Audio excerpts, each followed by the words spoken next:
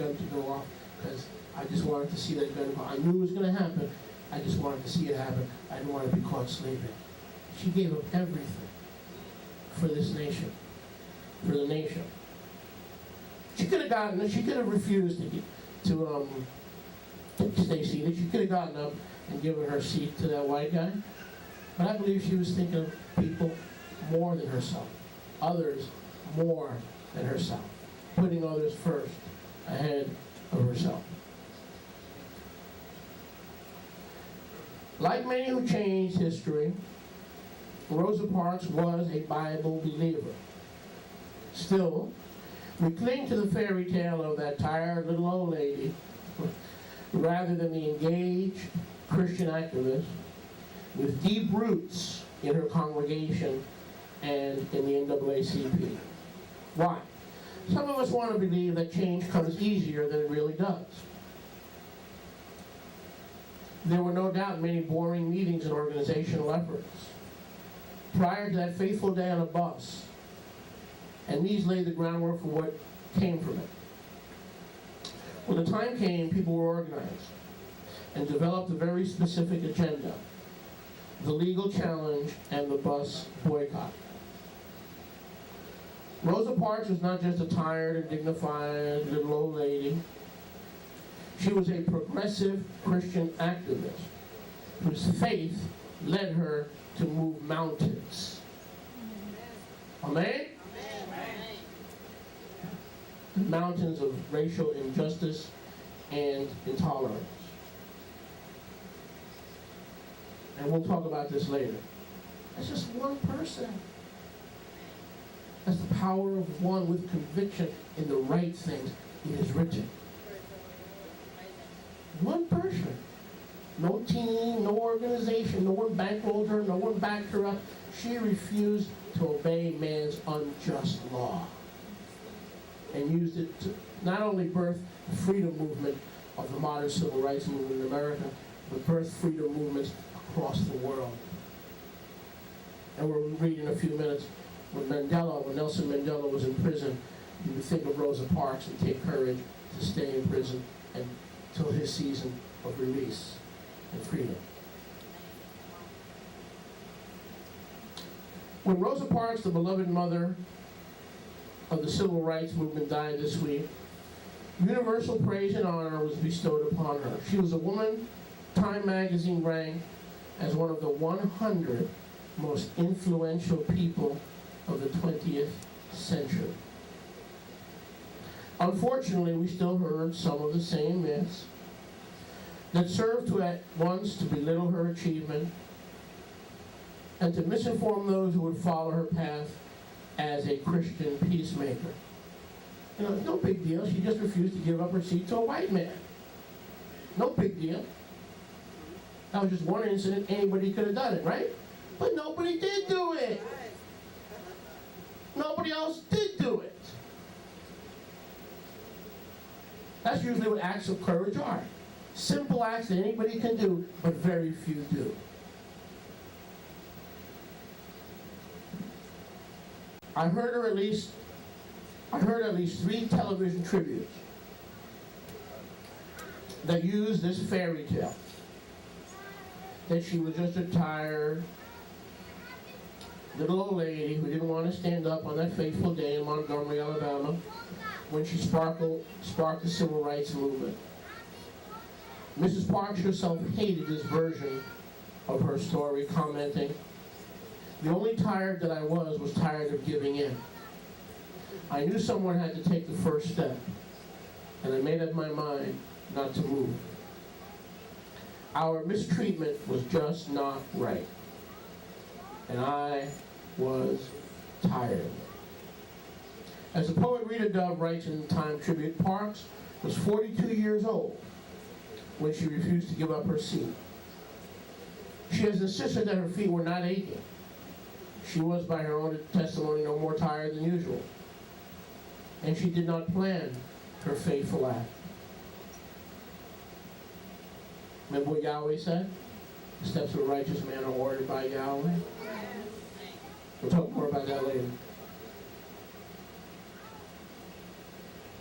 She said, I quote, "I did not get on the bus to get arrested." She said, "I got on the bus to go home." The real story of Rosa Parks is far more interesting and perhaps more threatening to the status quo and the powers that be. She was a progressive Christian activist. This was true both before and after she led the Montgomery bus boycott. According to historian Douglas Brinkley, by 1955, she was already a veteran civil rights activist, married to a charter member of the NAACP, Montgomery's chapter, a devout member of the African Methodist Episcopal Church, and one of many black churches whose congregants organized and fought to desegregate the South. What the media doesn't want to tell us, and what the media doesn't want to remind us of, this was a grassroots Bible-believing movement, the modern civil rights movement. It came out of the congregations of Bible believers. The meetings were not held, at Ben and Jerry's ice cream parlor. The early meetings and agenda and planning was done in local Bible-believing assembly. Most people know the story of the seamstress who helped ignite the civil rights movement. But many people don't know that Rosa Parks was a devout Christian, and that it was her faith that gave her the strength to do what she did that day in 1955. In her book entitled Quiet Strength, Parks says that her belief in Yahweh developed early in life. Quote, "Every day before supper, before we went to services on Sundays," she didn't have all the truth, but she had a whole bunch of courage. "My grandmother would read the Bible to me, and my grandfather would pray. We even had devotions before going to pick cotton in the fields. Prayer and the Bible," she recalls, "became a part of my everyday thoughts and beliefs. I learned to put my trust in Yahweh." Is this what you heard on Channel 7 or Channel 10? Is this what you heard on TV? That's not what I heard. Some woman died, they just put her in the Capitol Rotunda.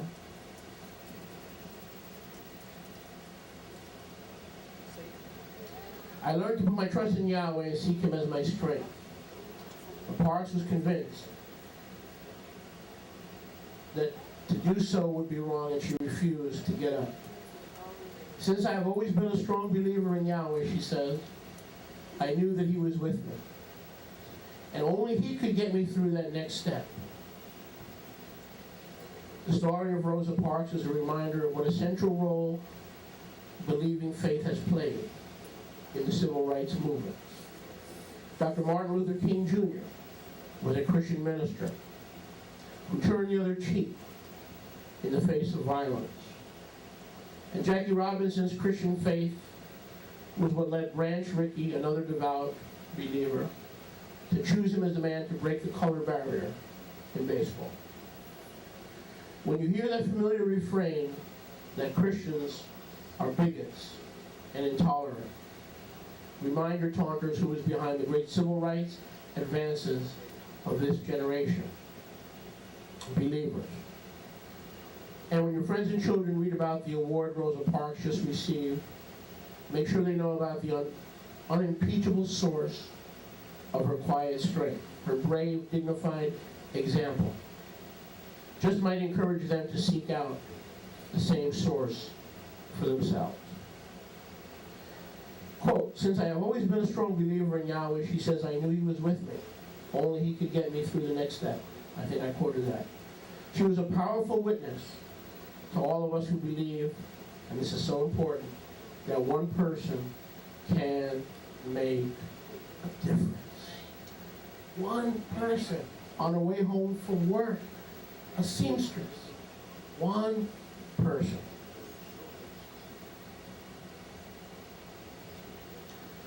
Can make a difference, and she will forever be remembered for her quiet resolve. The source behind her bold act that changed the course of American history was revealed in her book, Quiet Strength. It was her belief in Yahweh that emboldened her to do what she did on that bus. Rosa later wrote, I felt the presence of Yahweh on that bus. I heard his quiet voice as I sat there, waiting for the police to take me to the station. There were people on the bus that knew me, but no one said a word to help me or encourage me. If you're waiting for someone else to join you in your work and struggle for the gospel, don't hold your breath. Naysayers are a dime a dozen. They'll give you a million different reasons why you can't do something that Yahweh has told you to do. The voice of Yahweh told me he was at my side. Rosa was raised a devout believer. She grew up attending a congregation where her uncle served as a preacher. Prayer and Bible became a part of my everyday thoughts and belief. I learned to put my trust in Yahweh and seek him as my strength. As I sat in that jail cell, behind bars, I felt as if the world had forgotten me. But I felt Yahweh's presence with me in that jail cell.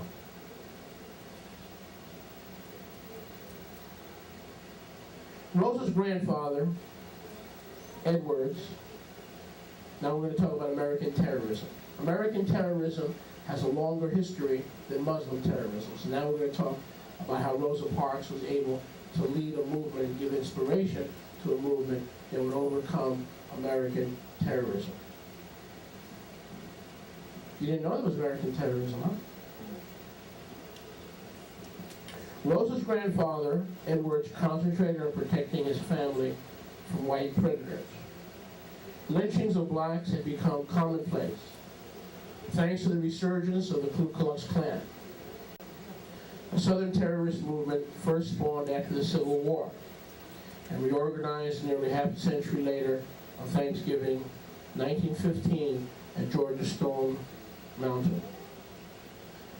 There, under an American flag and the glow of burning cross, 16 racists, inspired by their misinterpretation of D.W. Griffith's new film, Birth of a Nation, pledged themselves to the cause of white supremacy. They proved their dedication by performing ridiculous, cultish rituals while vowing all too sincerely to rid American society of blacks, Jews, Catholics, and other undesirables. And let me bring it to your attention that without the Jewish people, there wouldn't have been a Dr. King. They financed the civil rights movement. They backed the civil rights movement. They marched with Dr. King. Don't let any Black Panther doctrine or any radical doctrine try to rewrite history. Without the help of the Jewish people, the civil rights movement would not have prevailed. Just like the American Revolution was bankrolled by Chaim Solomon, another Jew. And blacks and Jews have so much in common. It blows my mind how they cannot get along. So it absolutely blows my mind. And that's a trick of the enemy to turn blacks and Jews against each other. It's exactly a trick of the enemy because he knows that we have a common heritage in many, many more ways than the world wishes to acknowledge. It is heartbreaking to think of any child having youth's innocence shattered by the prospect of torture and death at the hands of jackbooted Nazis or hooded Klansmen. Yet it was from that prospect that young Rosa McCauley learned it was not enough to just turn a cheek. In Christian submission, when one's very life was at stake. So every night as her grandfather slept in a rocking chair by the fireplace, with his shotgun in his lap, Rosa curled up on the floor beside him, ready to spring to the defense of her home. I remember thinking that whatever happened, quote, I wanted to see it. Rosa Parks explained decades later, I wanted to see him shoot that gun. Her Christian faith only made her feel sorry for the white tormentors who called her nigger or threw rocks at her as she walked to school. Reading Psalm 23 and 27 early on had given Rosa McCauley the strength to love her enemy. Before Rosa Parks was a civil rights catalyst, she was a devout believer who memorized scripture and taught Sunday school. In her own words, it was her faith that sustained her and mattered most throughout her life. History goes on to tell us that the summer before this wonderful incident that changed the world, she would actually had gone to classes to learn about civil disobedience. What that tells me is the calling will come, but are you prepared for the calling? Yahweh will call you to do what he told you to do, but you won't know the day or the hour, and you won't get on the bus to make national headlines. You'll just be doing what you're normally supposed to do every day of your life. But you got to be what? In season and out of season. Baruch Hashem Yahweh.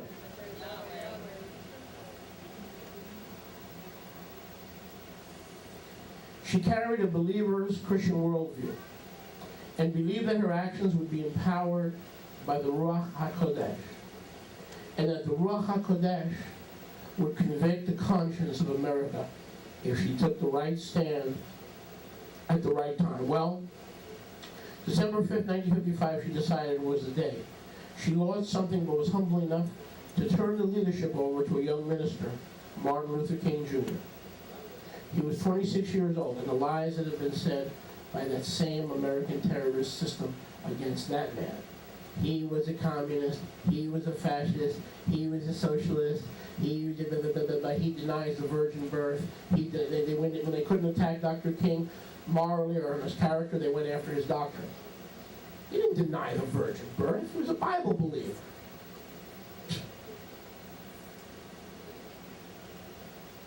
Hello?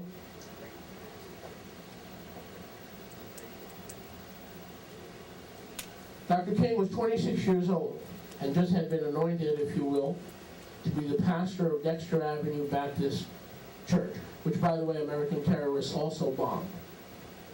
His church in Alabama, Dr. King's church. Terrorists don't have to be Muslims, they can be Americans. They were when it came to denying African Americans their rights. I don't care if anybody wants to hear it. I didn't ask you permission. Yahweh told me to share this with you. I didn't ask your permission. But I'm not going to ask your permission. And if some people are uncomfortable or bored, they got a personal problem. I'm going to do what Yahweh tells me to do. Always have, always will. As they say in my neighborhood, you can kiss my Torah. If you don't like it, kiss my Torah.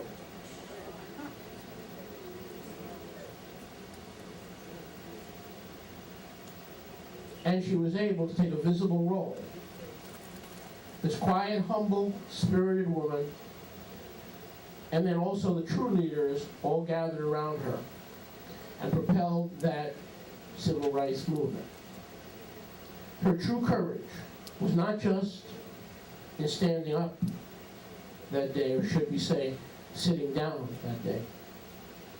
Her true courage was over the next 380 days with death threats, 30 and 40 per day, given to both her and Dr. King, knowing these people were obviously capable of hurting them. She had heard of men and women lynched and was afraid of that as a child. And she knew that the terrorist kind of threats were not just make-believe or Hollywood fiction.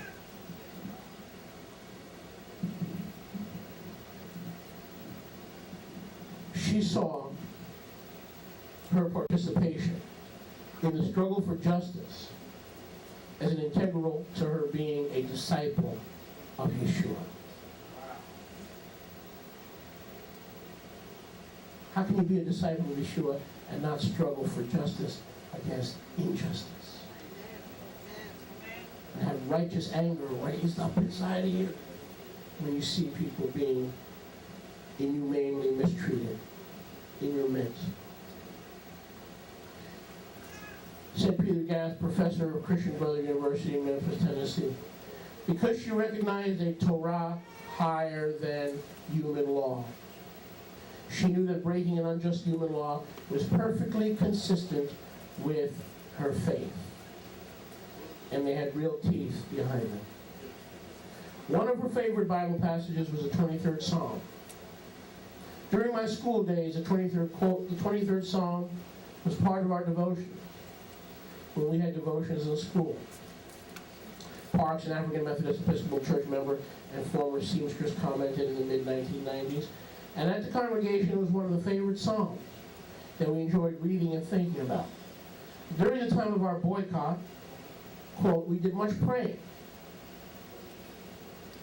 Well, media didn't tell us this, did they? This was a civil, disobedient, nonviolent resistance that was fueled by prayer in Bible-believing congregations. They'd leave all that stuff out, and they'd leave it for us to dig it up, to dig out the facts behind the facts.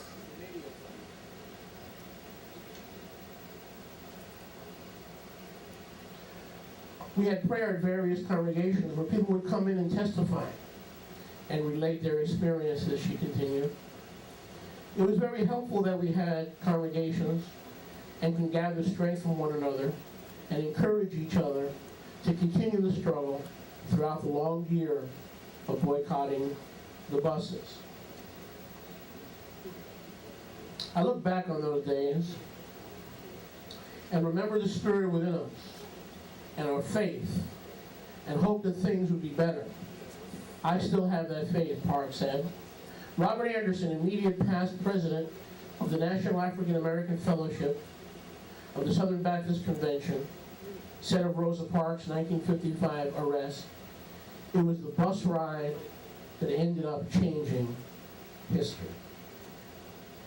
From that small act of defiance came a big act of deliverance, which would lead the Supreme Court case in which they ruled segregation in public transportation to be illegal and unconstitutional. And may I add, a breaking of Yahweh's Torah.